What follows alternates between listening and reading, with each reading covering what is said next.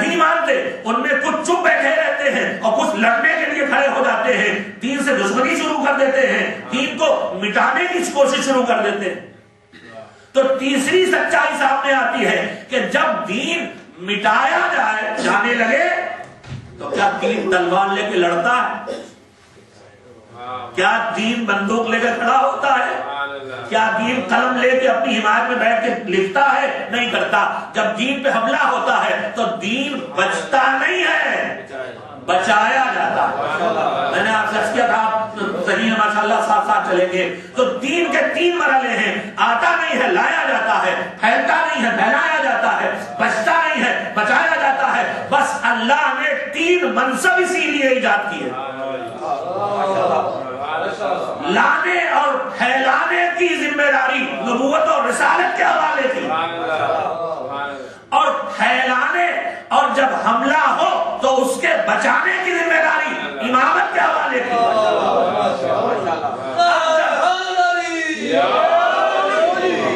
اب جب آپ نے جی صلوات بھیجیں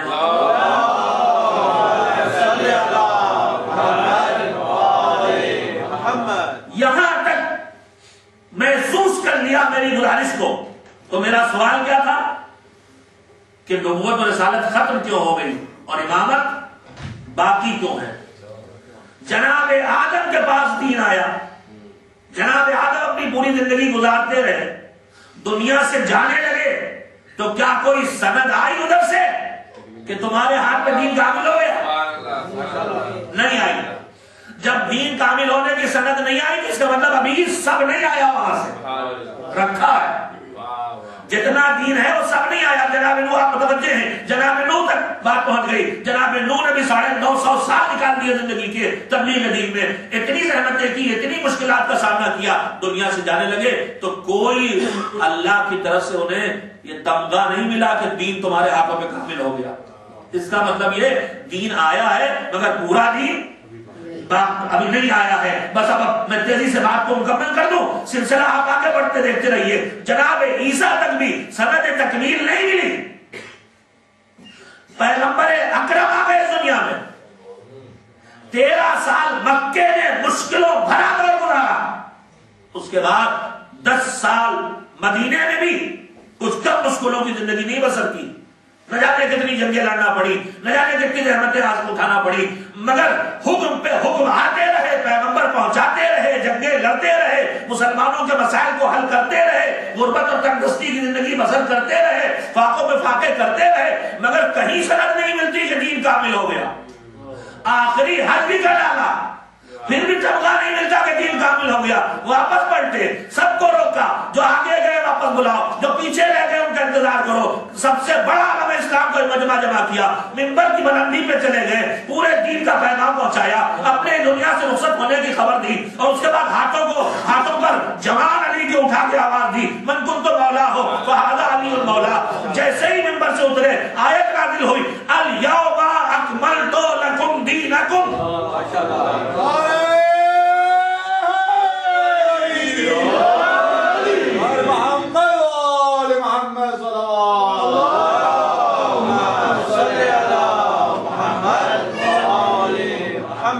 دین مکمل ہو گیا۔ تو نبوت اور رسالت کا کام کیا تھا؟ دین کا لانا، دین کا پھیلانا۔ اب جب دین مکمل ہو گیا تو ادھر سے کچھ آنا نہیں ہے، جب ادھر سے کچھ آنا نہیں تو رسالت اور نبوت کی ضرورت ختم ہو گئی، لہذا رسالت اور نبوت ختم کر دیا گیا۔ لیکن ابھی 2 کام باقی ہیں، آنا تو نہیں ہے مگر پھیلنا ہے اور دشمنوں سے بچنا ہے، لہذا رسالت اور نبوت تو ختم کر دی گئی، لیکن پھیلانے اور بچانے کے لیے امامت کا سلسلہ جاری کر دیا گیا۔ جب زمین پوری کی پوری دین اسلام سے بھر جائے گی اور کوئی ایک دشمن دین بھی باقی نہ رہے گا تو آخری امام آئے گا اس زمین پہ جو اس کارنامے کو انجام دے گا، اور اس کے بعد سلسلہ امامت بھی ختم ہوگا اور اس کے بعد قیامت کی منزل آ جائے گی۔ ایک صلوات بھیجیں محمد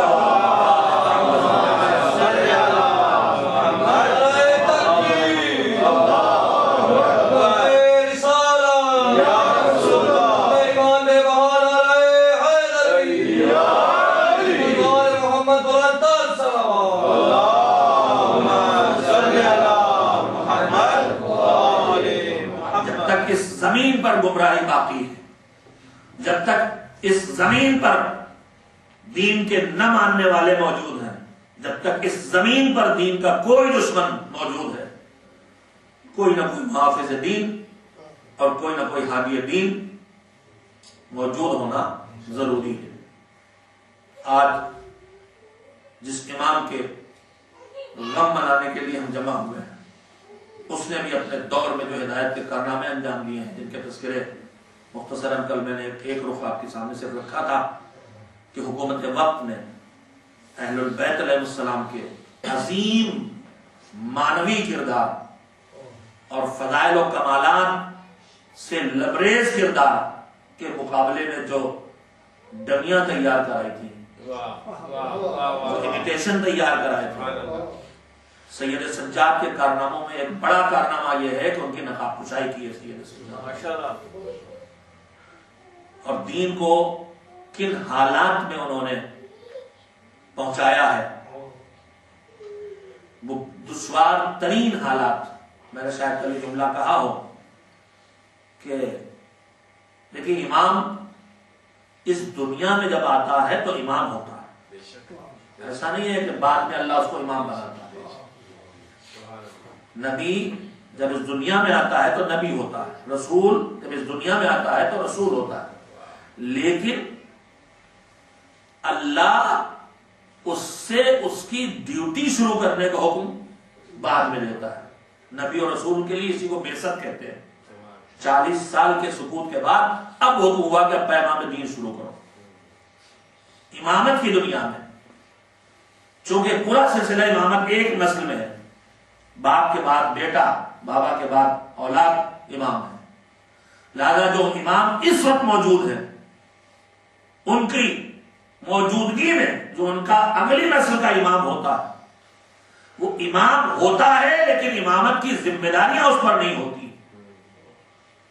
اس لیے جب پچھلے امام کی وفات ہوتی ہے یا شہادت ہوتی ہے تو اگلے امام کی امامت کا آغاز ہوتا ہے، ان کی امامت کا آغاز ہوتا ہے، امامت ان کے پاس ہے، اب ان ذمہ داریوں کو شروع کرنا ہوتا ہے۔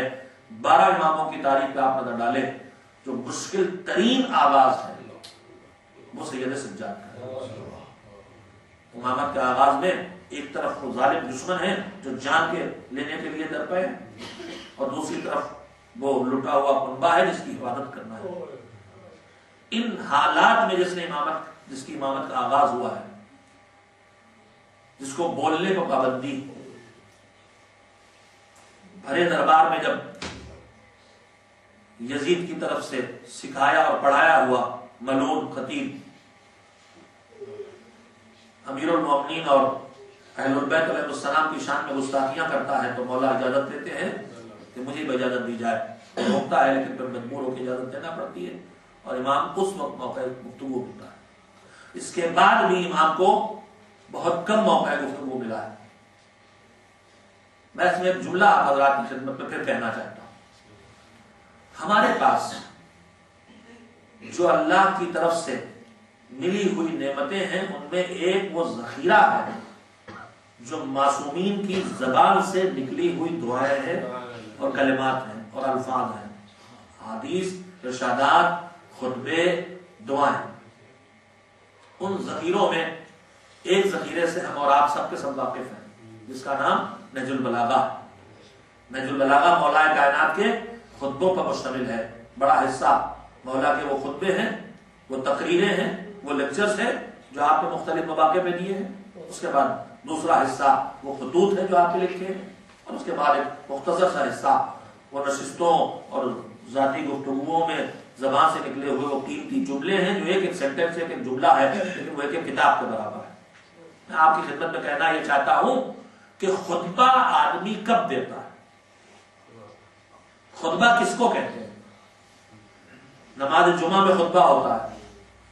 اس لفظ خطبہ سے ہم سمجھتے ہیں کہ کوئی خاص قسم کی چیز ہے جو عربی میں لکھی ہوئی ہو، اسے آدمی کتاب سے دیکھ کے پڑھ دے یا زبانی پڑھ دے، لیکن خطبہ جس کو ہم تقریر کہتے ہیں، جس کو ہم لیکچر کہتے ہیں، جس کو ہم کبھی مجلس کہتے ہیں، یہی چیز عربی زبان میں خطبہ خطاب سے ہے۔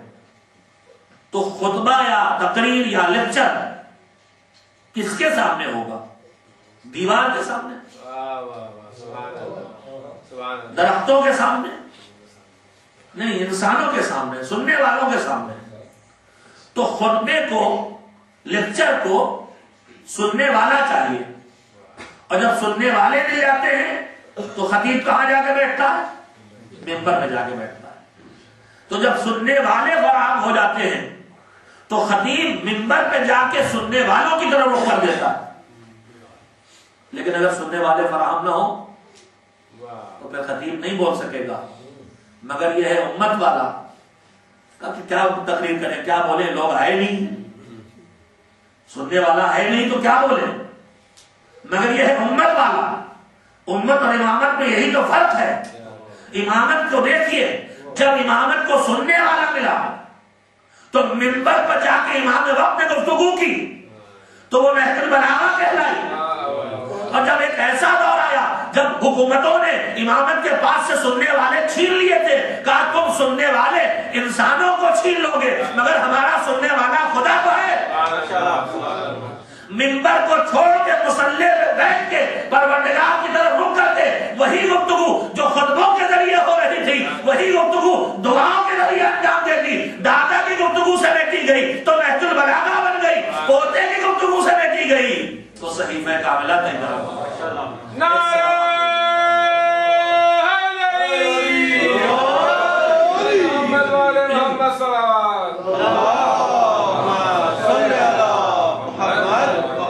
مشکل حالات میں امام نے کار تبلیغ انجام دیا ہے، لہذا آپ کی زبان مبارک سے نکلے ہوئے کلمات و الفاظ جو آپ کتابوں میں جمع ہے ان کا بڑا حصہ ان دعاؤں پر مشتمل ہے جو صحیفہ کاملہ کہلاتے ہیں۔ اس سے ہٹ کے بہت مختصر تعداد میں آپ کے ارشادات ہیں، لیکن ان میں بھی زندگی کے اتنے سبق پڑے ہوئے ہیں کہ جو میرے پاس وقت تھا ہے میں اس وقت کے اندر آپ کی خدمت میں جو تھوڑی سی گفتگو جو ہماری زندگی سے براہ راست تعلق رکھتی ہے۔ ہم آپ سب اپنی اس زندگی میں بہت سے کاموں کو ایک ہی وقت میں کرنے پہ مجبور ہوتے ہیں۔ ایک وقت مطلب یہ نہیں ہے کہ ٹھیک 8 بجے یہ بھی کرنا اور یہ بھی کرنا یہ بھی کرنا، مطلب یہ ہے کہ جو ہماری زندگی چل رہی ہے اس میں مثلا ہمیں اپنے بچوں کی تعلیم کو بھی خیال کرنا ہے، اس میں مثلا ہمیں اپنی اہل و عیال کے کھانے پینے کی روزی کا انتظام بھی کرنا ہے، اسی وقت میں ہمیں اپنے دوستوں سے رشتے اور تعلقات کو بھی برقرار رکھنا ہے، اسی وقت میں ہمیں اپنی صحت اور اپنی قوت و طاقت کا بھی خیال کرنا ہے، واکنگ کے لیے مثال کے طور پہ جانا ہے۔ تو انسان کو ایک ہی وقت میں یہاں سے تھوڑا سے ہماری اپنی زندگی سے متعلق باتیں جو ایمان کی وہ آپ کی خدمت میں منتقل کرنے کی کوشش کر رہا ہوں۔ انسان کو بیک وقت بہت سے کاموں کو انجام دینا ہوتا ہے۔ ہوتا یہ ہے ہماری کمزوریوں میں ایک کمزوری یہ ہے کہ کبھی کبھی ہم ان کاموں میں کسی ایک کی طرف متوجہ ہوتے ہیں اور کسی ایک کی طرف سے ہمارا دھیان ہٹ جاتا ہے، اور پھر اس کے بعد اس کا نقصان ہماری زندگی کو کہیں نہ کہیں پہنچتا۔ ہم روزی کمانے میں زیادہ لگ گئے، بچوں کی طرف دھیان کر دیا، ہم بھی لگے، ہماری بیوی وائف بھی لگی ہوئی ہے، بچے اسکول سے آتے ہیں ٹی وی میں بیٹھ جاتے ہیں، اور دھیرے دھیرے بڑے ہوئے ان کے پاس ٹیلی فون آ گئے، پھر رابطے ہو گئے، اور اس کے بعد اب کچھ دنوں کے بعد ایک مرتبہ پتا چلتا ہے کہ زندگی کی کمائی لٹ گئی، بچے برباد ہو گئے، خدا نہ خواستہ۔ تو آدمی ایک طرف لگ کے کبھی کبھی دوسرے فریضے، دوسری ذمہ داری اور دوسری ڈیوٹی کی طرف سے غیر متوجہ ہو جاتا ہے۔ امام اس کمزوری کو انسان کی جانتے ہیں اور انہیں اس کی طرف متوجہ کرنا ہے۔ ہمارے اور آپ کے درمیان جب ایک دوسرے سے ملاقات ہوتی ہے تو اسلام کا پہلا حکم تو ہے کہ سلام کرو، سلام کے بغیر تو گفتگو شروع کرنے کی اجازت ہی نہیں ہے۔ سلام کرو، اس کے بعد بات شروع کرو، سلام کرو، وہ سلام کا جواب دے اور اس کے بعد پھر گفتگو شروع کرو، کتنی بھی بے تکلفی ہو، ابے تبے والی زندگی ہو جائے آپس کی، لیکن پہلے سلام سے بات شروع ہونا چاہیے، اسلام کہتا ہے۔ اس لیے کہ سلام شروع میں آ جائے گا تو بہت سی چیزوں کو خود ہی روک دے گا، اور بغیر سلام کے شروع ہو جائے گا تو پھر اب کون سی حدیں ہیں اور کون سی رکاوٹیں ہیں جو کھڑی ہیں۔ سلام شروع میں آ گیا تو کہہ دیا ہماری طرف سے آپ سیف